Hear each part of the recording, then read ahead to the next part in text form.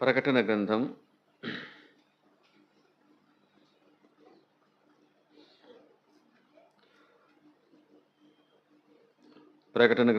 22వ అధ్యాయము.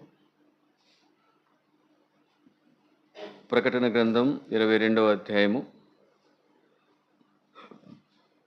8, 9 వచనాలు మనము కలిసి చదవడానికి ప్రయత్నం చేద్దాం. పేజీ నెంబర్ కొత్త నిబంధనలో 242. 22వ అధ్యాయము 8, 9 వచనాలు అందరం కలిసి బిగ్గరగా నాతో కలిసి చదవండి. యోహానను నేను ఈ సంగతులను వినిన వాడను, చూచిన వాడను.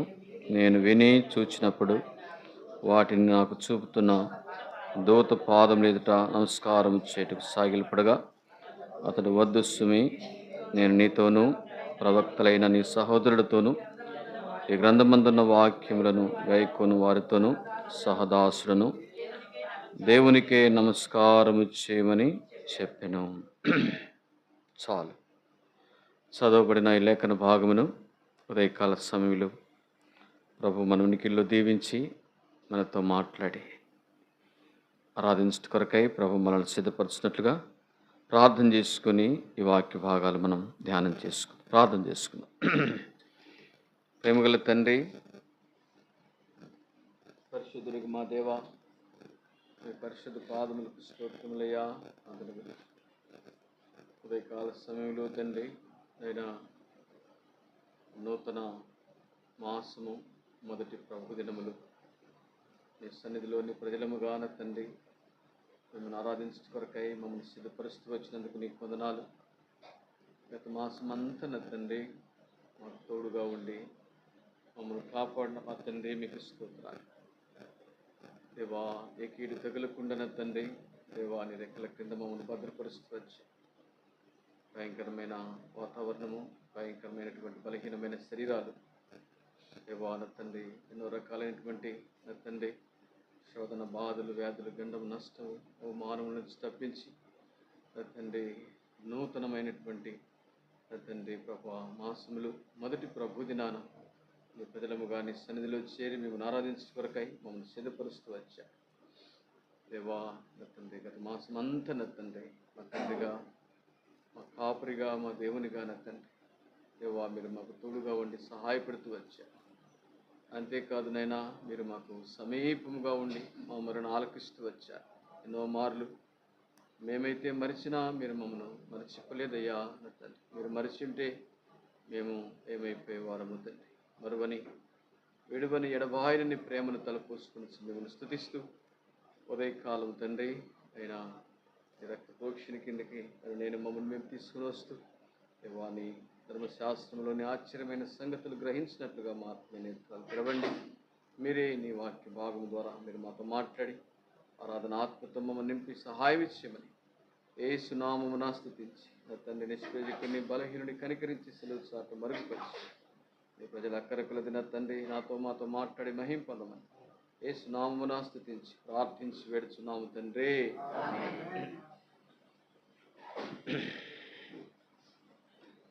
దేవుని మహాకృప చేత ప్రభు మనల్ని ఇంతవరకు కాపాడి గడిచిన 2026 సంవత్సరము మొదటి మాసము జనవరి మాసము 31 దినాలు మనల్ని కాపాడుతూ వచ్చాడు. దేవుగా ఈ మాసములు అనేకమైనటువంటి పరిస్థితుల గుండా మనం దాటుకుంటూ వచ్చాం. ఎన్నో పరిస్థితులు మనల్ని తరుముతూ వచ్చాయి. ఎన్నో పరిస్థితులు మనల్ని తరిమి నిజంగా వాటన్నిటి నుంచి ప్రభు మనల్ని తప్పించాడు ఆయన మహాకృప చేత. అనేకమైనటువంటి పరిస్థితుల గుండా అనేకులు చాలామంది లోకాన్ని విడిచిపెట్టి వెళ్తూ వచ్చారు. నిజమే, రాత్రి మేము ఆన్లైన్ ప్రేయర్లు ధ్యానిస్తూ వచ్చాం. ఎంతోమంది మరణిస్తూ వచ్చారు. కౌంట్ చేసుకుంటే మన దృష్టికి వచ్చిన వారు ఎంతమంది రాత్రి 10 మంది వచ్చారా? దగ్గర 10 మంది మనకు తెలిసిన వారు.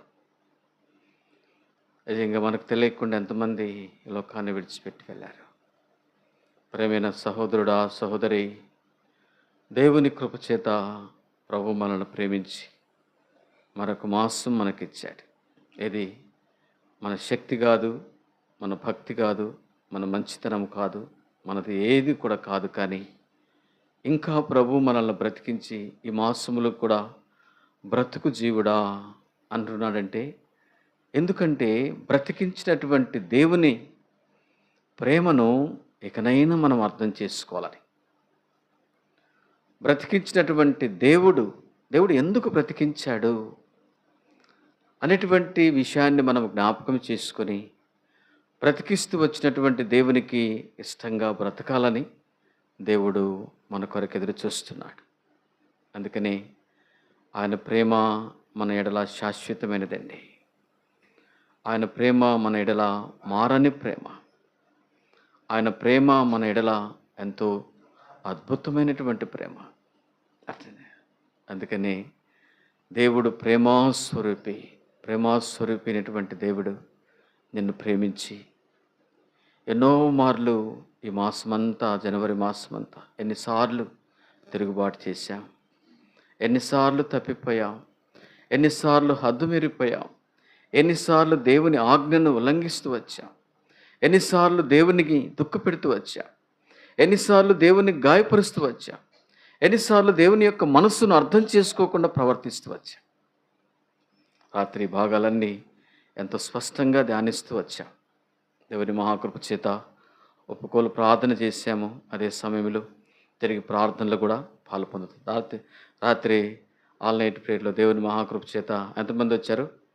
దగ్గర నేను లెక్కేసుకుంటే 10 మంది వచ్చారు. నిజంగా చాలా సంతోషం. దేవుని కృపచేత మనమందరము దేవుని సన్నిధానములో నిజంగా ఒప్పుకోలు ప్రార్థన, తిరిగి నూతన మాసము కొరకైనటువంటి ఒక మంచి సిద్ధపాటు నాకు, నా కుటుంబానికి, నా సంఘానికి, నా సంఘ బిడ్డలను దయతో క్షమించు తండ్రి అని నిజంగా మనం చూస్తూ వచ్చాం. అర్థమే. ఏదేమైనా నా తలంపు ఏంటంటే, దేవుడు మనల్ని ప్రేమించి ఆయన మహాకృప చేత మరొక మాసంలోనికి మనల్ని ప్రవేశపెట్టాడు.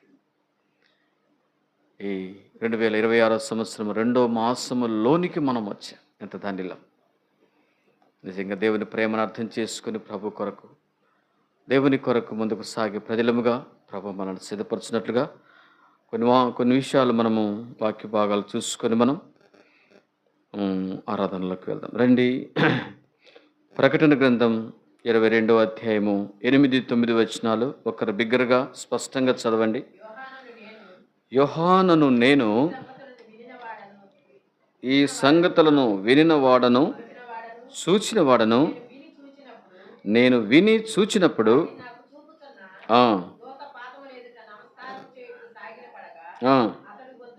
వద్దు సుమి, నీతోనూ ప్రవక్తలైన నీ సహోదరులతోనూ ఈ గ్రంథమందున్న వాక్యములను గైకొను వారితోనూ చాలు. ఈ భాగంలో మనం జ్ఞాపకం చేస్తే ప్రాముఖ్యంగా ఒక మాట మనకు స్పష్టంగా మనకు కనపడుతుంది. ఏంటన్నమాట?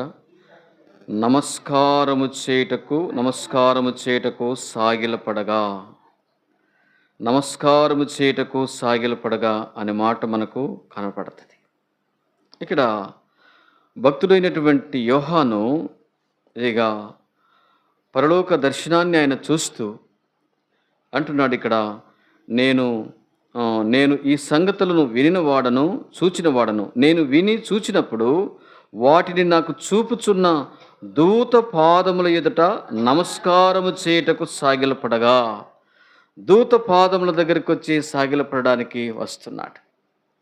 దూత ఆయనకు చూపిస్తూ ఉంది, ఈ సంగతులు అన్నీ చూపిస్తుంది. తేటగా పరలోకములో జరిగేటువంటి సంగతులన్నీ తేటగా దూత చూపిస్తుంది. ఆయన ఏం చేశాడు? దూత పాదముల దగ్గరికి వచ్చి సాగిలు పడుతున్నాడు యోహాను. అప్పుడు అంటాడు 9వ వచనంలో, వద్దు సుమి, నేను నీతోనూ ప్రవక్తలైన నీ సహోదరులతోనూ ఈ గ్రంథమందున్న వాక్యములను నేను కూడా సహదాసుడనే, నేను కూడా నీలాంటి వాడినే. అదొక తగ్గించుకొని అంటుంది, నేను కూడా ఈ గ్రంథమందున్న వాక్యములను గైకొను వారితోనూ సహదాసుడను. ఎవరికంట? దేవునికే నమస్కారము, పూజించడానికి, ఆరాధించడానికి, నమస్కారము చేయడానికి, సాగిలపడడానికి ఆయన ఒక్కడే అర్హుడు. ఆయన ఒక్కడే సాగిలపడడానికి అర్హుడు. అందుకనే మనకు పైభాగంలో వాక్యం ఉంది, రండి నమస్కారము చేసి సాగిలపడుదము, మనలను సృజించిన యెహోవా సన్నిధిని మోకరించుదము. అర్థమే, ఆయన ఒక్కడే ఆయన ఆరాధనలకు యోగ్యుడు, సాగిలపడుటకు, నమస్కారము చేయడానికి. అందుకనే అంటాడు, దేవునికే నమస్కారము చేయము. ఉదయకాల సమయంలో దేవునికే సాగిలపడాలి, దేవునికే నమస్కారం చేయాలని దూత యోహానుతో అంటాడు. నేను కాదు, నాకు కాదు, ఆయనకు మాత్రమే మనం అందరము నమస్కారం చేసి సాగిలపడాలి. అయితే ఒక విషయం జ్ఞాపకం చేసుకోండి, ప్రాముఖ్యంగా ఈయన ఎవరు, ఈయనకు ఎందుకు మనము నమస్కారం చేయాలి, ఈయనకు దేనికి వరకు మనం నమస్కారం చేసి సాగిలపడాలి అనే ప్రశ్న మనం జ్ఞాపకం చేసుకుని మనం ముందుకెళ్దాం. ఈయన ఎవరు, ఎందుకు సాగిలపడాలి, అంత మాత్రమే కాదు కానీ ఎందుకు ఈయనకు నమస్కారం చేయాలి, ఆరాధనలో ప్రాముఖ్యంగా నిజంగా మనం జ్ఞాపకం చేసుకోవాలి. అందుకనే మనం ఎక్కువగా మాట్లాడుతుంటాం, దేవుడు ఆత్మ గనుక ఆయనను ఆరాధించువారు ఆత్మతోనూ సత్యముతోనూ ఆరాధించాలి. ఆయన ఆరాధనలకు యోగ్యుడు. మనము ఆరాధనకు ప్రాముఖ్యమైనటువంటి స్థానం ఇవ్వాలనా, లేదు ఆరాధనలకు యోగ్యుడైనటువంటి వానికి ప్రాముఖ్యమైన స్థానం ఇవ్వాలా? ఒక ప్రశ్న అర్థంగా మీకు? ఒక ప్రశ్న. మనము ఆరాధించేదాని కొరకై ప్రాముఖ్యంగా ఆరాధించేదాని కొరకై మనం ఎక్కువగా ప్రాముఖ్యమైనటువంటి స్థానం ఇవ్వాలా, ఆరాధనలకు యోగ్యుడైన వానికి ఎక్కువ స్థానం ఇవ్వాలి? మనం చేసే ఆరాధన లేదా ఆరాధనకు అర్హుడైనటువంటి వానికి మనము సాగిలపడాలి. జ్ఞాపకం చేసుకోండి, చెప్పండి మీరే, మనము చేసే ఆరాధన ప్రాముఖ్యమైందా? మనము ఎవరికి ఆరాధన చేస్తున్నామో ఆ ఆరాధనలకు చేసేటువంటి ఆయన నిజంగా ప్రాముఖ్యత అనే విషయాన్ని మనం జ్ఞాపకం చేసుకుంటే, చెప్పండి ఒక మాట, మనం చేసే ఆరాధన ప్రాముఖ్యమైందా? మన ఆరాధనలకు అర్హుడైన వాడు నిజంగా ఆయన ప్రాముఖ్యత.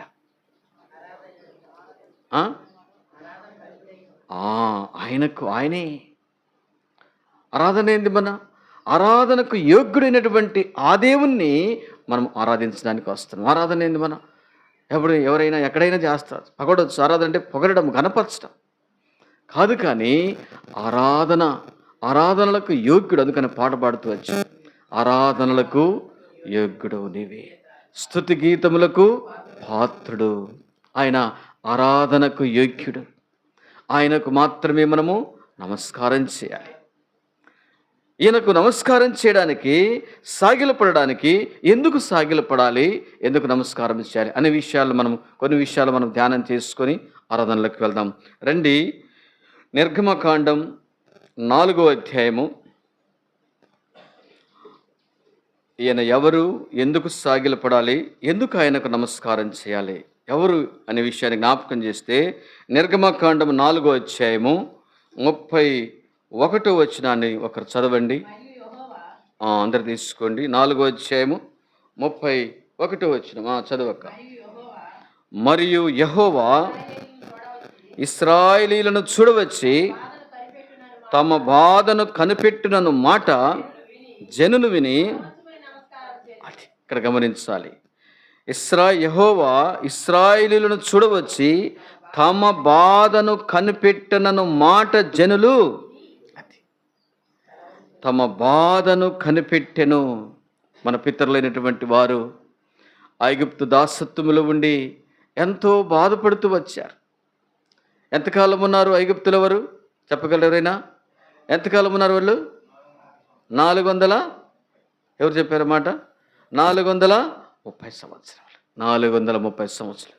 అయితే ఇశ్రాయేలీయులను చూడవచ్చి, యెహోవా ఇశ్రాయేలును చూడవచ్చి తమ బాధను కనిపెట్టినను మాట జనులు విని తల వంచి నమస్కారం చేసిరి. వారు అలాంటి స్థితిలో ఉన్నప్పుడు వారి బాధను కనిపెట్టి తేరి చూశాడు ఆయన. వారి బాధను కనిపెట్టినను మాట విని అర్థమే వారు ఏం చేశారు? మా బాధను ఒక్కసారి చూశాడు ఆయన. ఆయన పరలోకము నుండి మా బాధను ఒక్కసారి చూసి పరలోకము నుండి ఆయన దిగి వచ్చాడు. అదే నిర్గమకాండం 3వ అధ్యాయం. నిర్గమకాండము 3వ అధ్యాయము 7-8 వచనాలు చదవండి. మరియు యెహోవా ఇట్లనెను, నేను ఐగుప్తులోనున్న నా ప్రజల బాధను నిశ్చయముగా చూస్తుని పనులలో తమ్మును కష్టపెట్టు వారిని బట్టి వారు పెట్టిన మరణు వింటిని, వారి దుఃఖములు నాకు తెలిసే ఉన్నవి.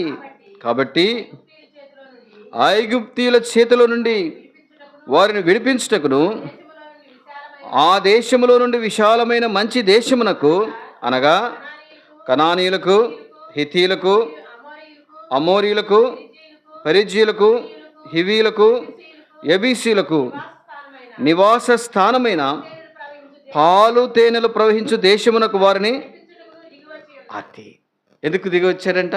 పాలు తేనెలు ప్రవహించు దేశమునకు వారిని నడిపించేదాని కొరకై పరలోకము నుండి ఆయన అరుణోదయం అనుగ్రహిస్తూ వచ్చాడు. ఆయన అరుణోదయంగా వచ్చాడు. ఎందుకంటే మనకు పై భాగంలో ఉంది అర్థమే, నేను ఐగుప్తులోనున్న నా ప్రజల బాధను నిశ్చయముగా చూచితిని, పనులలో తమను కష్టపెట్టు వారిని బట్టి వారు పెట్టిన మొరను వింటిని, వారి దుఃఖములు నాకు తెలిసే ఉన్నవి. కాబట్టి ఐగుప్తుల చేతిలో నుండి వారిని విడిపించుటకు గమనించాలి. దేవుడు నిజంగా దేవుని ఎందుకు మనము ఆరాధించాలి? ఎందుకు ఆయన సాగిలపడాలి? ఎందుకు ఆయనకు నమస్కారం చేయాలి? మొట్టమొదటిగా మనము జ్ఞాపకం చేసుకుంటే ఐగుప్తు దాసత్వములో ఉన్నటువంటి తన ప్రజలైనటువంటి ఇశ్రాయేలీయులను ఆయన విడిపించేదాని కొరకై, విడిపించి పాలు తేనెలు ప్రవహించు దేశానికి వారిని నడిపించుట కొరకై, పాలు తేనెలు ప్రవహించు దేశమునకు వారిని నడిపించుట కొరకై ఆయన దిగివచ్చి ఉన్నాడు. ఇందును బట్టి ఉదయకాలం ప్రభును మనం ఆరాధించి, అవును తండ్రి, మా పితరులైనటువంటి ఇశ్రాయేలీయులను ఎలాగున ఐగుప్తు బానిసత్వము నుంచి విడిపిస్తూ వచ్చారో ఈ దినాల్లో మేము కూడా లోకములో పాపముల చేత, అపరాధముల చేత, పాప బానిసత్వములో ఉన్నటువంటి మమ్మును, పాపములో పుట్టి పాపములో తిరుగుతూ పాపములో జీవిస్తున్నటువంటి మమ్మను రక్షించేదాని కొరకాయ పరలోకము నుండి దిగి వచ్చాడు. పాపము ద్వారా మనుష్యుడు పాపము మనుష్యుడిని చీకటిగా మారుస్తూ వచ్చింది. అందుకని ఈ యుగ సంబంధమైన దేవత అవిశ్వాసులైన వారి మనోనేత్రాలకు గురుడ్డితనము, పాపాన్ని బట్టి చీకటిలో సంచరిస్తున్నటువంటి మనము. అందుకనే లూకాసు సువార్తలో ఆ మాట ఉంది, చీకటిలో సంచరిస్తున్నటువంటి మనకు. చదవండి ఆ మాట, లూకాసు సువార్తలో మాట మనకు కనపడుతుంది. తీసిన వారు చదవండి. లూకాసు సువార్త 2వ అధ్యాయం అనుకుంటా. లూకాసు సువార్త 2వ అధ్యాయము, లూకాసు సువార్త 2వ అధ్యాయము 79వ వచనం చివరి లైన్. 79వ వచనం చివరి లైన్. చీకటిలోను 2వ అధ్యాయం 79వ వచనంలో మనం చూస్తే 79 చివరి లైన్. 79, 76, 79 రెండు కలిసి ఉన్నాయి. క్షమించండి, 1:79, 2 కాదు, 1:79. చీకటిలోను, లూకాసు సువార్త 1వ అధ్యాయము 79. చీకటిలోను మరణాఛాయలోను కూర్చుండు వారికి వెలిగించుటకై ఆ మహావాత్సల్యమును బట్టి అతి పైనుండి ఆయన మనకు అరుణోదయం అనుగ్రహిస్తూ వచ్చాడు. చూసారా, మన పితరులు ఎలాగున ఐగుప్తు బానిసత్వములు చీకటిలో సంచరిస్తూ ఐగుప్తు బానిసత్వం కింద నలిగిపోతున్నారు. అలాంటి వారిని విడిపించేదాని కొరకై ఆయన దిగి వచ్చాడు, పాలు తేనెలు ప్రవహించేటువంటి దేశానికి. ఎంత స్పష్టంగా చూస్తూ వచ్చాం. పాలు తేనెలు ప్రవహించే దేశానికి వారిని నడిపించిన కొరకే. ఆ మాట చదవండి ఎంత చక్కగుందో. నిర్గమకాండములో 3వ అధ్యాయంలో పాలు తేనెలు ప్రవహించు దేశమునకు వారిని నడిపించుటకు దిగి వచ్చి ఉన్నాను. అర్థం.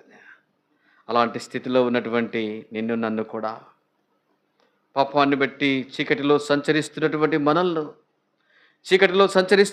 మనల్ను దేవుడు అర్థమే గొప్ప వెలిగించుటకై ఆ మహావాత్సల్యమును బట్టి పైనుండి ఆయన మన కొరకు అరుణోదయం అనుగ్రహిస్తూ వచ్చాడు. దేవాతి దేవుడు, సృష్టికర్త అయినటువంటి దేవుడు మానవాళ్ళని ప్రేమించి మానవుని రక్షించేదాని కొరకై మానవుని యొక్క పాపాన్ని నిశ్చయంగా ఆయన మోస్తూ వచ్చాడు.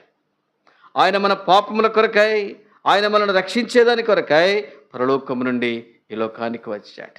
అందుకనే యెషయా గ్రంథకర్త అంటాడు, మన పాపములను బట్టి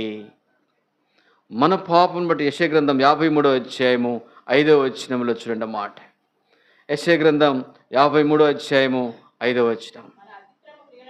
మన అతిక్రమ క్రియలను బట్టి గాయపరచబడెను, మన దోషములను బట్టి నలుగగొట్టబడెను, మన సమాధానార్థమైన శిక్ష అతని మీద పడెను, అతడు పొందిన దెబ్బల చేత ఆయన పైనుండి దిగివచ్చి ఆయన మన కొరకు అరుణోదయముగా మన కొరకు ఈ భూమి మీదకి వచ్చి ఆయన ఏం చేశారంటే మన కొరకు ఆయన తను తాను తగ్గించుకొని రెక్తునిగా దాసునిగా మన కొరకు చివరికి తన ప్రాణమిచ్చి ఆయన మరణించి సమాధి చేయబడి ఆయన మృత్యుంజయుడై తిరిగి లేచాడు. ఉదయకాల సమయంలో మన కొరకై ఆయన ఈ లోకానికి వచ్చి మన పితరులైన ఐగుప్తులో నుండి మన పితరులను ఇశ్రాయేలు ప్రజలను ఎలాగున తప్పిస్తూ వచ్చాడో మనము కూడా లోకమనే ఐగుప్తులో ఉంటూ వచ్చాం. ఐగుప్తు బానిసత్వం కింద శత్రువు చేత బాధించబడుతూ పీడించబడుతూ చీకటిలో సంచరిస్తూ చీకటి కార్యాల పట్ల రాజీ పడుతూ నిజంగా దేవునికి దూరంగా ఉన్నటువంటి మనల్ని ఆయన రక్షించేదాని కొరకై ఆయన మన కొరకు ఆయన లోకానికి వచ్చాడు. అందుకని చీకటిలోను మరణాఛాయలోను కూర్చుండు వారికి వెలిగించుటకై ఆ మహావాత్సల్యమును బట్టి ఆయన పైనుండి ఆయన మనకు అరుణోదయము అనుగ్రహిస్తూ వచ్చాడు. ఉదయకాలం మొట్టమొదటిగా ఆయనకు మనం ఎందుకు సాగిలపడాలి అనంటే, మనము కూడా ఒకప్పుడు ఐగుప్తు అనేటువంటి అనుభవంలో ఉన్నటువంటి మనల్ని ఐగుప్తు బానిసత్వం కింద మన పితరులు ఎలాగున ఉంటూ వచ్చారో మనం కూడా లోకం అనేటువంటి ఐగుప్తులో ఇష్టానుసారంగా జీవిస్తూ నిజంగా నిరీక్షణ లేకుండా బ్రతుకుతున్నటువంటి మనల్ని చీకటిలో సంచరిస్తున్నటువంటి మనకు గొప్ప వెలిగించుటకై ఆయన లోకానికి వచ్చాడు. అందును బట్టి ఉదయకాలం మనం ఆయన సాగిలపడాలి. దేవా, నిజముగా సాగిలపడడానికి నా కొరకు మీరు చేసిన కార్యం, నన్ను రక్షించేదాని కొరకై, నన్ను విడిపించేదాని కొరకై, చీకటిలో నుండి గొప్ప వెలిగించుట కొరకై, నా ఆత్మీయ నేత్రాలు తెరిచి మీ ప్రేమను రుచింపచేసి మిమ్మను ఆరాధించేటువంటి గుంపులోనికి నన్ను తీసుకొచ్చావంటే నిజంగా నా పక్షాన మీరు చేసినటువంటి గొప్ప కార్యం. ఒకప్పుడైతే నేను కూడా చీకటిలో సంచరిస్తూ వచ్చానయ్యా. ఒకప్పుడైతే నేను కూడా చీకటిలో సంచరిస్తూ దేవునికి దూరంగా ఉంటూ వచ్చాను. అందుకనే మనకు తెలిసిన భాగం ఎఫెసీయులకు రాసిన పత్రిక 2వ అధ్యాయంలో మాట ఉంది. మనం ఎఫెసీయులకు రాసిన పత్రిక 2వ అధ్యాయం మన స్థితి ఎలా ఉందో చూడండి. మాట 2వ అధ్యాయం 2వ వచనం, మీరు వాటిని చేచు వాయుమండల సంబంధమైన అధిపతిని అనగా అవిధేయులైన వారిని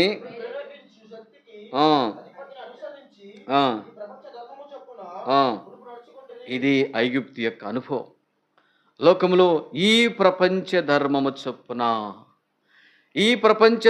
చొప్పున మునుపు దేవుని ఎరక్క మునుపు నిజంగా మనము నడుచుకుంటూ వచ్చా. ఈ ప్రపంచ ధర్మం చొప్పునంటే ఈ ప్రపంచ ధర్మం ఎలా ఉందంటే, ఒకప్పుడు లోక పాపానికి బానిసాయి, పాపముల చేత అపరాధముల చేత చచ్చిపోయింది. శరీరం యొక్కయు మనస్సు యొక్క, అందుకని కింది భాగంలో ఉందన్నమాట, శరీరం యొక్కయు మనస్సు యొక్కయు కోరికలు నెరవేర్చుకొనుచు ఇది శత్రు యొక్క బలం. శత్రువుకు ఉన్నటువంటి బలం ఏంటంటే శరీర సంబంధమైనటువంటి కోరికలు, శరీర సంబంధమైనటువంటి మనసు, శరీర సంబంధమైనటువంటి ఇచ్ఛలతో నిజంగా బంధిస్తూ వచ్చింది మనల్ని. ఇలాంటి స్థితిలో ఉన్నటువంటి మనల్ని దేవుడు ప్రేమించుతూ వచ్చాడు. అందుకని అంటాడు, ఈ ప్రపంచ ధర్మం చొప్పున మినుపు నడుచుకుంటురి, వారితో కలిసి మనమందరమును శరీరం యొక్కయు మనస్సు యొక్కయు కోరికలను నెరవేర్చుకొనుచు మన శరీరాశను అనుసరించి మునుపు ప్రవర్తించచ్చు. మునుపు నడుచుకుంటురని పై భాగంలో ఉంది. మునుపు ప్రవర్తిస్తూ వచ్చారు, మునుపు నడుచుకుంటురి, మునుపు ప్రవర్తించచ్చు కడమవారి వలనే స్వభావ సిద్ధముగా దైవోగ్రతకు పాత్రులమై ఉంటిమి. ఐగుప్తు యొక్క అనుభవం ఏంటంటే దేవుని ఉగ్రతలో ఉంటూ వచ్చాం. ఐగుప్తు బానిసత్వం మనల్ని ఏం చేస్తూ వచ్చిందంటే దేవునికి దూరం చేస్తూ వచ్చింది. దేవుని యొక్క ఉగ్రతకు పాత్రులుగా చేస్తూ వచ్చింది. ఇలాంటి స్థితిలో ఉన్నటువంటి మనల్ని ఆయన పరలోకము నుండి ఆయన తేరిచూచి మన కొరకు ఆయన ఈ లోకానికి వచ్చాడు. మనల్ని రక్షించేదాని కొరకు ఆయన ఈ లోకానికి వచ్చాడు. మనల్ని విమోచించేదాని కొరకు ఈ లోకానికి వచ్చాడు. అట్టి స్థితిలో నుండి మనల్ని తప్పించేదాని కొరకు ఈ లోకానికి వచ్చాడు. మన పితరులైన ఇశ్రాయేలును పాలు తేనెలు ప్రవహించే దేశానికి ఎలాగున రప్పిస్తూ వచ్చాడో మనల్ని కూడా శ్రేష్టమైన దైవరాజ్యానికి, తేజోవాసులైన పరిశుద్ధుల రాజ్యానికి, స్వాస్థ్యానికి మనల్ని వారసులందరుగా చేస్తూ వచ్చాడు. ఇందును బట్టి ఉదయకాల సమయంలో దేవుని సన్నిధిలో మనం ఆయన సాగిలపడాలి, ఆయనకు నమస్కారం చేయాలి. రండి, ఏముందన్నమాట, రండి ఆయన యెహోవా సన్నిధిని సాగిలపడదు. ఎందుకు సాగిలపడాలంటే నిజంగా ఐగుప్తు అనుభవంలో నుండి, లోకంలో నుండి మనల్ని ఆయన ప్రత్యేకపరుచుకొని తన కుమారుడిగా చేస్తూ వచ్చాడు, తన రాజ్య వారసులుగా చేస్తూ వచ్చాడు, పరిశుద్ధ పట్టణానికి మనల్ని వారసులుగా చేస్తూ వచ్చాడు, పరలోకానికి నిజంగా పరిశుద్ధులతో పాలిభాగస్తులు మనకు దయచేస్తూ వచ్చాడు, తేజోవాసులైన పరిశుద్ధుల స్వాస్థ్యానికి నన్ను ఆయన సిద్ధపరుస్తూ వచ్చాడు. మునుపైతే ఈ ప్రపంచ ధర్మం చొప్పున నడుచుకుంటున్నటువంటి నన్ను ప్రభువా, అలాంటి స్థితిలో ఉన్నటువంటి నన్ను రక్షించేదాని కొరకై నా కొరకు కల్వరి శిలువలో మీరు చెందించినటువంటి అమూల్యమైన పరిశుద్ధమైనటువంటి ప్రశస్త రక్తధారల చేత నన్ను కడిగి నీ ప్రియ కుమారునిగా కుమార్తెగా చేసుకున్నా. అందుకని అంటాడు 4వ వచనంలో, ఆయనను దేవుడు కరుణా సంపన్నుడై మనము మన అపరాధముల చేత చచ్చిన వారమై ఉండినప్పుడు సైతము మన ఎడల చూపిన తన మహాప్రేమ చేత మనల్ని క్రీస్తుతో కూడా ఎందుని బట్టి ఆరాధించాలి. క్రీస్తుతో కూడా మనల్ని బ్రతికించాడు. నిజంగా మనము దేవునిలో బ్రతికించబడుతూ వచ్చాం. ఏంటంటే క్రైస్తవ జీవితం అనేది ఒక నిరీక్షణతో కూడింది. ఒక శుభప్రదమైన నిరీక్షణ ప్రభు మనకిచ్చాడు. ఒక శుభప్రదమైనటువంటి నిరీక్షణలోనికి మనల్ని దేవుడు నిజంగా తీసుకొచ్చాడు. ఎందుకంటే ఈ లోకంలో కళ్ళు మూస్తే పరలోకములో ప్రభుతో కూడా పరిశుద్ధులతో కూడా మనం అక్కడ కళ్ళు తెరుస్తాం. క్రీస్తుతో కూడా బ్రతికించను. అంతేకాదు కానీ కృపచేత మీరు, ఆయన కృపే మనల్ని రక్షిస్తూ వచ్చింది. పాపులమైనటువంటి మనల్ని, అపరాధులమైనటువంటి మనల్ని, దురస్తులమైనటువంటి మనల్ని, తిరుగుబాటు చేసేటువంటి మనల్ని, మాట వినని స్వభావం జీవిస్తున్నటువంటి మనల్ని దేవుని ప్రేమ మనల్ని వెంటాడుతూ వచ్చింది. తల్లి గర్భములో పడినది మొదలుకొని ఈనేటి వరకు ఆయన ప్రేమ నిన్ను వెంబడిస్తూ వచ్చింది. ఈనేటి వరకు నిన్ను సజీవురాలుగా చేస్తూ వచ్చింది. 2026వ సంవత్సరము ఫిబ్రవరి మాసం మొదటి ప్రభుదినం వరకు ఆయన ప్రేమ నిన్ను వెంటాడుతూనే ఉంది. ఎన్నోసార్లు తిరుగుబాటు చేస్తూ వచ్చాం, ఎన్నోసార్లు లోబడలేకపోతూ వచ్చాం, ఎన్నోసార్లు మర్చిపోయాం, ఎన్నోసార్లు నిజంగా దేవుని దుఃఖపెడుతూ గాయపరుస్తూ వచ్చాం. అయినప్పటికీ ఆయన మహాకృప చేత మరొక ప్రభుదినము ఆయన మనల్ని దయదలిచి మనకు దయచేశాడు. ఇందును బట్టి ఉదయకాల సమయంలో ఆయన సన్నిధానంలో మనం ఏం చేయాలంట? సాగిలపడాలి. దేవా, నీ మహాకృప చేతనన్నా మరొక మాసంలోనికి నన్ను తీసుకొచ్చావు తండ్రి. తల్లి గర్భంలో పడినది మొదలుకొని ఎన్నిసార్లు ప్రభువా, ఎన్ని అపాయాలు, ఎన్ని శోధనలు, ఎన్ని బాధలు, ఎన్ని నష్టాలు, ఎన్నిసార్లు తండ్రి తిరుగుబాటు స్వభావమే, ఎన్నిసార్లు నా జీవితంలో మాట విని స్వభావమే. నన్ను సహిస్తూ వచ్చావు, నన్ను ఓర్చుకుంటూ వచ్చావు. నా ఎడల మీరు చూపినటువంటి మహాకృప. అందుకనే భక్తుడు అంటాడు, యెహోవా కృప మన ఎడల హెచ్చుగా ఉన్నది. హెచ్చైనటువంటి ఆయన కృప మనల్ని ఏం చేసిందంటే నూతన మాసములోనికి నెట్టుకుంటూ వచ్చింది. ఈ మాసములోనైనా దేవుని కృపలో సాగిపోటకు దేవుడు నిజంగా మనకు కృప చూపించి మనకు దయచేస్తూ వచ్చాడు. ఎందుని బట్టి ఉదయకాలం మనం సాగిలపడాలి. రెండవదిగా మనం చూస్తే రండి, యెషయా గ్రంథం దానికంటే ముందు నెహెమ్యా గ్రంథం 9వ అధ్యాయం 6వ వచనం. నెహెమ్యా గ్రంథం 9వ అధ్యాయం 6వ వచనం. ఎందుకు ఆయన్ని మనం సాగిలపడాలి? ఎందుకు ఆయన్ని మనం పూజించాలి? నెహెమ్యా గ్రంథం 9వ అధ్యాయము చదువక్క.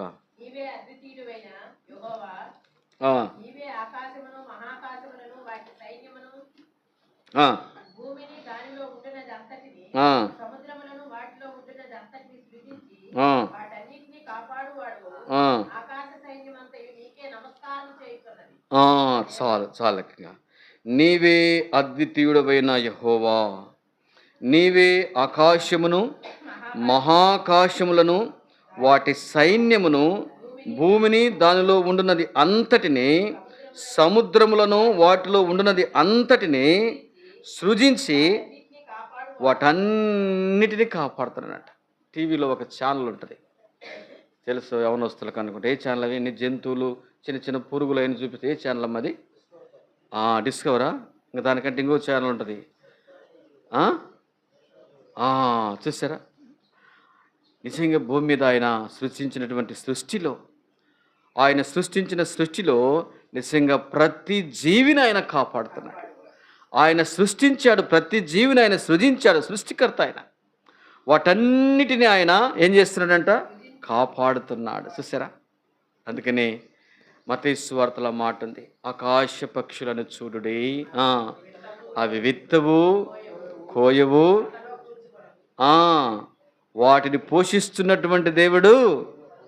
చూసారా ఎంత మంచి మాట! చూడు, సృష్టిలో ఉన్నటువంటి ప్రతి జీవిని ఆయన సృజించి వాటన్నిటిని కాపాడి వాటన్నిటిని పోషిస్తున్నటువంటి దేవుడు. ఈ మాటను మనం జ్ఞాపకం చేసుకుంటే ఆయన సృష్టికర్త. ఎందును బట్టి ఆయన్ను మనము ఆరాధన చేయాలి. చూసారా ఎంత చక్కగా ఉందో మాట? అద్వితీయుడవైన యెహోవా, నీవే ఆకాశము మహాకాశములు. చూసారా? అక్కడ ఆగండి, కామాలో. ఆకాశము మహాకాశం, మనకు కనపడేది ఒక ఆకాశము పైన మహాకాశాలంట. చూసారా? ఆకాశము మహాకాశము వాటి సైన్యం అంట. మన జ్ఞానానికి, నిజంగా మన కళ్ళకు నిజంగా అంతుపట్టదు. ఆకాశ మహాకాశములు పట్టజాలని అద్వితీయ సత్యదేవుడు. ఆకాశ మహాకాశములు. అందుకని అంటాడు, ఆకాశమున సింహాసనము, భూమి నా పాదపీఠము.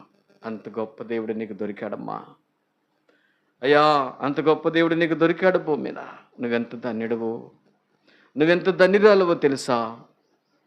నువ్వెంత ధన్యుడువు నిజంగా. అలాంటి గొప్ప దేవుడు నిన్ను నన్ను జ్ఞాపకం చేసుకోవడానికి మనం ఏ పాటి వారమండి? ఆయన మనుష్యుని జ్ఞాపకం చేసుకోవడానికి వాడే పాటివాడు. నరుని జ్ఞాపకం చేసుకోవడానికి వాడే పాటివాడు. మనం ఏ పాటి వారమండి? నిజంగా పాపాన్ని బట్టి పాతాళానికి వెళ్ళకూడదని, పాపాన్ని బట్టి నరకాగ్ని గుండానికి వెళ్ళకూడదని, పాపం మనల్ని నిజంగా నరకాగ్నికి నిజంగా ఈడ్చుకొలుతున్నప్పుడు ఆ పరిశుద్ధుడైన దేవుడు, సృష్టికర్త అయినటువంటి దేవుడు, ఆకాశ మహాకాశమును సృష్టించిన సృష్టికర్త అయినటువంటి దేవుడు ఆకాశం నుండి తేరి చూసి నిన్ను రక్షించేదాని కొరకై సామాన్య మానవునిగా ఆయన ఈ లోకానికి వచ్చాడు. నిన్ను రక్షించేదాని కొరకై ఆయన ఈ లోకానికి వచ్చి నీ స్థానంలో ఆయన నిలబడినాడు. నీ స్థానములో ఆయన నిలబెడుతూ వచ్చాడు నిన్ను రక్షించేదాని కొరకై. అర్థమే. పిలాతు ఎదుట మౌనంగా ఉన్నాడు. నీవు రాజువా? అర్థం. పిలాతు, నాకు అధికారం, నేను గవర్నర్ను, నేను విడిపిస్తా, నిన్ను విడిపిస్తా, నిన్ను తప్పిస్తా, చెప్పు, నోరు తెరచు అన్నప్పుడు మౌనంగా ఉన్నాడు యేసుప్రభు. ఏం మాట్లాడాలి అనొచ్చు. మన ఆయనకు నిజంగా రిపోర్ట్ చేస్తే 12 వ్యూహ సైన్యాలను పంపిస్తాడు తెలుసా అనొచ్చు. కానీ ఆయన మౌనం వహించాడు. ఎందుకంటే ఆయన చిత్తం లేకుండా నువ్వేమి చేయలేవు పిలాతు అని దాని అర్థం. మౌనంగా ఉన్నాడంటే ఆయన చిత్తం లేకుండా నువ్వేమి చేయలేవు పిలాతు. అర్థమే. నా తండ్రి చిత్తం లేకుండా ఏది కూడా జరగదండి. దేవాతి దేవుడు నిన్ను రక్షించేదాని కొరకై నీ కొరకు 6 న్యాయస్థానాల ముందు నిలబడి నిజంగా అన్యాయపు తీర్పు పొందినటువంటి దేవుడు ఆయన. అలాంటి గొప్ప దేవుడు, మహాకాశములు పట్టుజాలని అద్వితీయ సత్యదేవుడు. ఆకాశము మహాకాశం, ఇంకా చూస్తే చూడమాట, ఆకాశము మహాకాశములు వాటి సైన్యము భూమిని దానిలో ఉండునది అంతటిని, సముద్రములను వాటిలో ఉన్నది అంతటిని సృజించి ఏం చేస్తున్నాడంట? అన్నిటిని కాపాడే దేవుడు. అబ్బా, ఎంత గొప్ప దేవుడు అండి. అన్నిటినీ కాపాడుతున్నాడు. ప్రతి జీవిని ఆయన కాపాడుతున్నాడు. ప్రతి ప్రాణిని ఆయన కాపాడుతున్నాడు. ఎందుకంటే ఆయన సృష్టికర్త. ఉదయకాల సమయంలో రెండవదిగా ఆయనకు మనం ఎందుకు నమస్కారం చేయాలి అంటే ఆయన సృష్టికర్త. సమస్తమును సృష్టించి సమస్తమును కలుగచేసి సమస్తమును కాపాడుతున్నటువంటి దేవుడు. సమస్తాన్ని కాపాడుతున్నటువంటి దేవునికి ఆకాశ సైన్యమంతయు నీకే నమస్కారము చేయుచున్నది. నోరు లేని సృష్టి దేవునికి తలదించి నమస్కారం చేస్తుంది, దేవునికి లోబడుతుంది. నోరు లేని సృష్టి కూడా నిజంగా ఆయనకు లోబడి నమస్కారం చేస్తుంది. నోరు ఉన్నటువంటి మనము కూడా లోకము నుండి ప్రత్యేకపరుచుకొని ఆయనకు నమస్కారం చేసేటువంటి గుంపులోనికి మనల్ని తీసుకొచ్చాడు. ఇందుని బట్టి ప్రభువును మనం ఆరాధన చేయాలి. అందుకని నోరు లేని సృష్టి ఏం చేస్తుందంట? ఆకాశ సైన్యమంతయు, ఆయన సృష్టించినటువంటి యావత్తు సృష్టి ఆయనకు నమస్కారం చేస్తుందంట. అందులో నీవు నేను ఒకరం. అర్థమే. అలాంటి గొప్ప సృష్టిలో నిజంగా ఆ దేవుడు మనల్ని, ఎన్నిక లేని మనల్ని నిజంగా ఆయన మనల్ని జ్ఞాపకం చేసుకున్నాడు. ఆయన మనల్ని జ్ఞాపకం చేసుకున్నాడు. ఈ రెండవ భాగం మనకు అర్థం ఏంటంటే, సృష్టికర్త అయినటువంటి దేవుడు, సృష్టి ద్వారా ఆయన నామము ఘనపరచబడుతుంది. సృష్టి నిజంగా ఆయన గుర్తెరిగింది. ఆయన గుర్తెరిగి ఆయనకు నమస్కారం చేస్తుంది. ఉదయకాల సమయంలో నీవు నేను కూడా ఉదయకాలం ఆయనకు నమస్కారం చేయాలి, ఆయన పూజించాలి, ఆయన ఘనపరచాలి. రండి, మనల్ని సృజించిన యెహోవా సన్నిధిని చేశారా. ఇంకా మనం చూస్తే చివరిగా రండి, యెషయా గ్రంథం 40:25. రెండవదిగా ఆయన సృష్టికర్త అని ఆయన మనం ఆరాధన చేద్దాం. మూడవదిగా యెషయా గ్రంథం 40 అనుకుంటా. యెషయా గ్రంథం 40 25-26.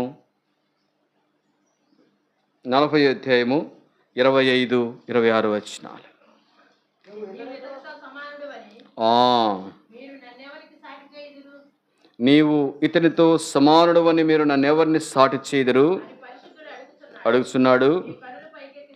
మీ కనులు పైకెత్తి చూడుడి, ఎవడు సృజించెను వీటి లెక్క చొప్పున వీటి సమూహములను బయలుదేరజేసి వీటన్నిటికి పేరు పెట్టి పిలుచువాడే కదా. తన అధిక శక్తి చేతను, తనకు కలిగి ఉన్న బలాతిశయము చేతను. చూసారా, ఈ భాగం మనకు అర్థమేంటంటే, నీవు ఇతనితో సమానుడవని మీరు నన్నెవనికి సాటి చేయుదురు. అసమానుడైనటువంటి దేవుడు సామాన్య మానవునిగా నిన్ను రక్షించేదాని కొరకై ఆయన లోకానికి వచ్చాడు. అందుకని పాట పాడుతూ వచ్చి, అసమానుండగు ఓ క్రీస్తు, అద్వితీయుండగు దేవా. అర్థమే, ఆయన అసమానుడు. నీవు ఇతనితో సమానుడవని మీరు నన్నెవరికి సాటి చేదురు అని పరిశుద్ధుడు అడుగుతున్నాడు. మీ కన్నులు పైకెత్తి చూడుడి, వీటిని ఎవడు సృజించాడు? చాలామంది అనుకుంటారు దేవుడు లేడనుకుంటాడు, కానీ సృష్టి, నోరు లేని సృష్టి, ఇదిగో దేవుడు ఉన్నాడు. ఆకాశ మహాకాశములు అర్థం సమస్త సృష్టి నిజంగా దేవుడు ఉన్నాడని చూపిస్తున్నాయి. అందుకని అంటాడు ఇక్కడ, మీరు కన్నులెత్తి చూడండి, ఎవడు వీటిని సృజించాడు. అర్థంగా ప్రతి వస్తువు చేయడానికి అర్థంగా ఒక వ్యక్తి ఉంటాడు. ప్రతి వస్తువు తయారు చేయడానికి, ఈ మైక్ తయారు చేయడానికి ఒక ఆయన ఉంటాడు. ప్రతి ఒక్కటి తయారు చేయడానికి ఒక ఆయన ఉంటాడు. అట్నే సృష్టికర్త మన దేవుడు సమస్త సృష్టిని తన మహత్తు గల మాట చేత కలుగునుగా కానీ సెలవిచ్చినటువంటి దేవుడు. చూడండి ఒక్కసారి, సృష్టికర్తను మరిచి జీవిస్తున్న నిజంగా ప్రజలారా, ఈ దినమైనా ఈ మాసంలోనైనా ఇంకా ప్రభువుని ఎరక్కపోతే, ఇంకా ఆయన్ని గుర్తెరగకపోతే, ప్రేమైన యవనస్తుడా, సహోదరుడా, సహోదరి, దేవుడు నిన్ను ప్రేమించి మరొక మాసము నిన్ను దయదలిసి దేవుడు దయచేశాడు. ఆయన ప్రేమను అర్థం చేసుకో. అందుకని అంటాడు, మీ కనులు పైకెత్తి చూడండి ఒక్కసారి. కనులు దించుకొని వెళ్ళబాకండి. ఇదే చాలే, నాకు ఇంతే చాలే, ఈ ఉద్యోగం చాలే, ఈ బ్రతుకు చాలే, ఈ తిండి చాలే, ఈ ఆహారం చాలే, ఈ బిడ్డలు చాలే, ఈ కుటుంబం చాలే, ఇంకా చాలే కాదు. కానీ ఒక్కసారి దేవుడు సృష్టించిన భూమి మీద నడుస్తున్నావు, దేవుడిచ్చే గాలి పీల్చుకుంటున్నావు, దేవుడు నిజంగా దేవుడిచ్చేటువంటి నీరు తాగుతున్నావు. సమస్త సృష్టిని ఆయన నీ కొరకు సిద్ధపరిచాడు. అన్ని దేవుడిచ్చి అనుభవిస్తూ ఆ సృష్టికర్తను ఈ దినం వరకు కూడా నువ్వు ఎరక్కపోతే ఒకసారి ఆలోచించి, నీ బలం అనుకుంటున్నావా, నీ జ్ఞానం అనుకుంటున్నావా, నీ ఆరోగ్యం అనుకుంటున్నావా? దేవుడు దయదలిచి మరొక మాసము నీకు ఇచ్చాడు. ఆయన మహాప్రేమ నిన్ను వెంటాడుతున్నటువంటి సత్యాన్ని గుర్తరగలేకపోతున్నావు. ఎందుకో తెలుసా? నీ కొరకు ప్రార్థించే గుంపు భూమి మీద దేవుడిచ్చాడు. అయ్యా, నా కుమారుని రక్షణ కొరకు ప్రార్థన చేస్తున్నాను. నా కుమారుని రక్షించయ్యా, నా కుమార్తెను రక్షించయ్యా, నా సంఘములో నామకార్థంగా వచ్చి కూర్చొని వెళ్తున్నారు, వారిని రక్షించయ్యా అని సంఘమంతా మొరపెడుతుందండి. మంగళవారం సంఘ ప్రార్థన నీ కొరకే, బుధవారం సహోదరుల కూడిక నీ కొరకే, గురువారం బైబిల్ స్టడీ నీ కొరకే, శుక్రవారం అనేకులు వచ్చి నిజంగా అర్థమే ఉపవాస ప్రార్థన నీ కొరకు మొరపెడుతున్నాడు. పరిశుద్ధుల ప్రార్థన, దేవుని మహాకృప నిన్ను మరొక మాసంలోనికి తీసుకొచ్చింది. ఈ మాసంలోనైనా దేవుని ప్రేమను అర్థం చేసుకుంటా. అందుకని అంటాడు, మీ కన్నులు పైకెత్తి చూడండి, ఎవడు వీటిని సృజించెను, వీటి లెక్క చొప్పున వీటి సమూహములను బయలుదేరజేసి వీటన్నిటికీ పేర్లు పెట్టి పిలుచువాడే కదా. తన అధిక శక్తి చేతను ఆయన ఒక్కటి అయినను విడిచిపెట్టాడు. ఇలాగున మన దేవుడు మనల్ని ప్రేమించి ఆయన ప్రేమ చేత, ఆయన కృపచేత మనల్ని కాపాడుతున్నాడు. ఆయన కృపచేత మనల్ని కాపాడుతున్నాడు. ఆయన సృష్టికర్త అని జ్ఞాపకం చేస్తుంది. ఒక్కసారి మీ కనులు పైకెత్తి చూడండి, ఆయన ప్రేమను అర్థం చేసుకోండి. ఆయన యొక్క దీర్ఘశాంతాన్ని తృణీకరించొద్దండి. ఆయన ప్రేమను దాటిపోవద్దండి. ఇది నీ దినము. తింటున్నావు, త్రాగుతున్నావు, నడుస్తున్నావు, చలిస్తున్నావు, కానీ రేపేమి సంభవిస్తుందో నీకు తెలియదు. రేపేమి జరుగుతుందో నీకు తెలియదు. జాగ్రత్త, ఇది నీ దినం. ప్రేమైన యవనస్తుడా, దాటిపోవద్దు. దేవుడు నిన్ను ప్రేమించి మరొక మాసం నీకు ఇచ్చాడు. దేవా, ఈ 2026 సంవత్సరము మొదటి ప్రభు దినాన నన్ను బ్రతికించిన దేవునికి ఇకనైనా హృదయం ఇస్తే నువ్వు ధన్యుడివే. చివరిగా మనం చూస్తే రండి, యెషయా గ్రంథం 43వ అధ్యాయము 2వ వచనం. యెషయా గ్రంథం అక్కడే ఉంటుంది, 43వ అధ్యాయం 43 మొదటి వచనం చదవక. అయితే యాకోబు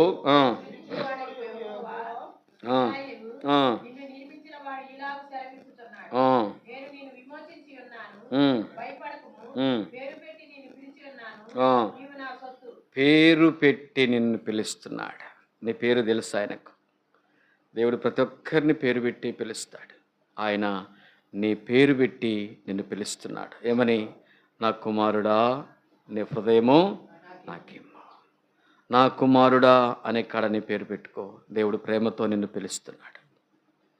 ఉదయకాల సమయంలో నిన్ను ప్రేమించి రక్షించి నీ కొరకు ప్రారంభించినటువంటి దేవుడు.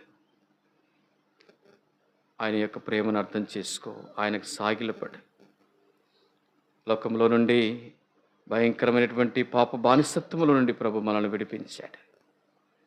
ఆయన మనల్ని విమోచించాడు. తేజోవాసులైన పరిశుద్ధుల స్వాస్థ్యానికి వారసురాండ్రుగా చేశాడు. అందుని బట్టి ప్రభుని ఆరాధన చేద్దాం. రెండవదిగా మన దేవుడు సృష్టికర్త. మూడవదిగా ఆయన సమస్తాన్ని సృష్టించినటువంటి దేవుడు. ఆ సృష్టికర్త అయినటువంటి దేవుడు నిజంగా ప్రేమతో నిన్ను అడుగుతున్నాడు. ఇదే మిక్కిలి అనుకూల సమయము, ఇదే రక్షణ దినం. ఇంత గొప్ప రక్షణ నిర్లక్ష్యం చేసుకోవద్దు. రక్షించబడినటువంటి దేవుని ప్రజలముగా దేవుని కొరకు ఒక మంచి తీర్మానంతో మనం ముందుకు వెళ్దాం. మూడవదిగా ఆయన మనల్ని పేరు పెట్టి పిలుస్తున్నాడు. మన పేర్లన్నీ ఆయనకు తెలుసు. అబ్రహాము అంటాడు, మోషే అంటాడు, దావీదు అంటాడు, దానియేలు అంటున్నాడు. అర్థంగా ఇంతమంది పేర్లు తెలిసిన ఆయన నీ పేరు తెలియదా? ఎన్నోసార్లు నిన్ను పేరు పెట్టి పిలుస్తూనే ఉన్నాడు. అర్థంగా నిజంగా నీ పేరును ఎరిగినటువంటి దేవుడు నిన్ను ప్రేమిస్తున్నాడు. ఆయన ప్రేమను అర్థం చేసుకుని ఆయన కొరకు, ఆయన మనస్సును అర్థం చేసుకుని ఆయన కొరకు జీవించే ప్రజలముగా ప్రభు మనల్ని సిద్ధపరచాలి. ఉదయకాల సమయంలో ఇట్టి గొప్ప రక్షణ దేవుడు మనకు కలగ చేస్తూ వచ్చాడు. అందును బట్టి దేవుని మనం ఆరాధన చేయాలి, నమస్కారం చేయాలి. చివరిగా 95వ కీర్తన ఆ మాట చదువుకొని మనం ఆరాధనలోకి వెళ్దాం. 95వ కీర్తనలో 95వ అధ్యాయము 6-7 వచనాలు అందరం కలిసి చూద్దాం. ఆయన మన దేవుడు, మనం ఆయన పాలించు ప్రజలము, ఆయన మేపు గొర్రెలము. రండి నమస్కారం చేసి సాగిలపడదము. మనలను సృజించిన యెహోవా సన్నిధిని మోకరించుదాము. సాగిలపడి ప్రభుని మనం ఆరాధించాలి. ఆరాధనలకు వెళ్దాం. మోకరించండి. ఒక పాట పాడదాం. ఆ తర్వాత మనం ఆరాధనలకు సాగిలపడి మ్రొక్కెదము అనే పాట పాడదాం. ఒక వచనం పాడుకొని మనం ఆరాధనలకు వెళ్దాం.